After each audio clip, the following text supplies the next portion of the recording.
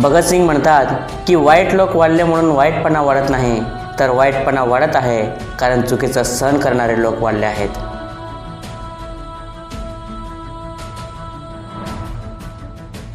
माझ्या लेखणीला माझ्या भावनांची इतकी जाणीव आहे की मला प्रेम लिहायचे असले तरी इन्कलाब लिहिलं जातं.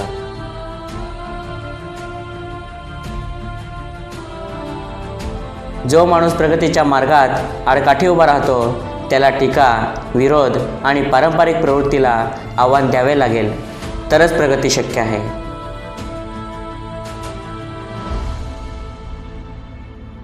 महत्त्वाकांक्षा, आशावाद, जीवनाचा उत्साह आणि गरजेनुसार या सर्वांचा त्याग करणे हाच खरा त्याग असेल.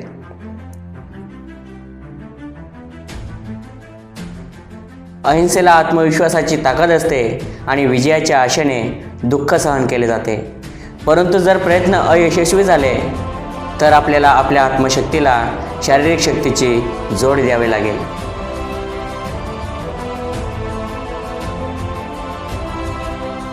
भगतसिंग यांच्या मते कायद्याचे पावित्र्य तोपर्यंतच राखले जाऊ शकते जोपर्यंत ते लोकांची इच्छा व्यक्त करते.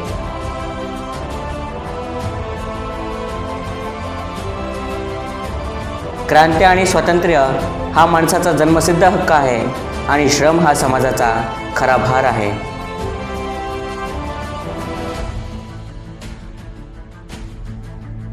जर धर्म वेगळे केले तर आपण सर्वजण राजकारणावर एकत्र येऊ शकतो, जरी आपण धर्मात वेगळे राहिलो तरी.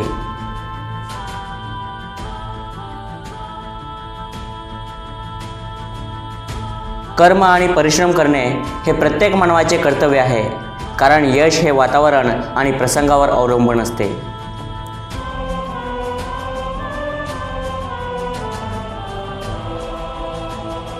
भगतसिंग यांच्या मते क्रांतीमध्ये नेहमीच संघर्ष असावा असे नाही. क्रांती हा बॉम्ब आणि पिस्तुलाचा मार्ग नाही.